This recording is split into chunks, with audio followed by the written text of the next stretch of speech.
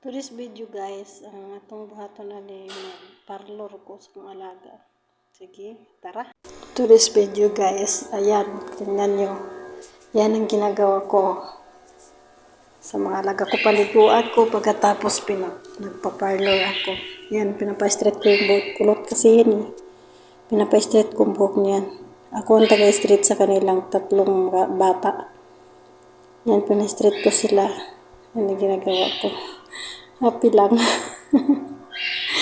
Ganyan ang ginagawa ko guys sa dito. Pag sa bahay tayo all around. Next video na naman, tuturuan ko kayo paano mag-alaga ng maliit na bata. Ito malaki ito ngayon. Ito ang inano ko. Pinapaganda ko kasi kulot yung buhok niya no. Yan ang ganyan yan no.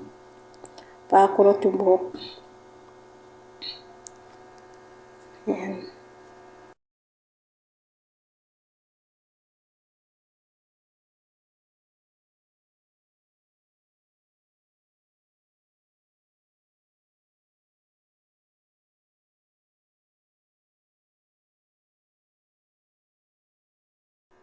Yan guys, sana i-enjoy kayo sa pagpanonood ng video ko.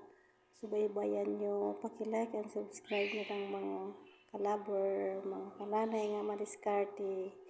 Yan. Sa sunod na video, talakayin naman natin yung ibang discarding nanay. Yan, yun ang alaga ko. Nag-brush ako. Yan ang ginagawa ko sa kanila. Yan. In-street ko hanggang dulo yan. Kasi, parang nag-i-enjoy din ako dyan. Nag-i-enjoy ako na mag-brush sa kanila. Yan. Gusto ko eh. Yung mga ganyan. Parang trabaho, love your work. Yan. Gusto ko sila ganyan kami. Ganyan ako. Gusto ko. Kasi parang may natutunan din tayo. Kahit na yan. Paki-like and subscribe na lang. Thank you. God bless.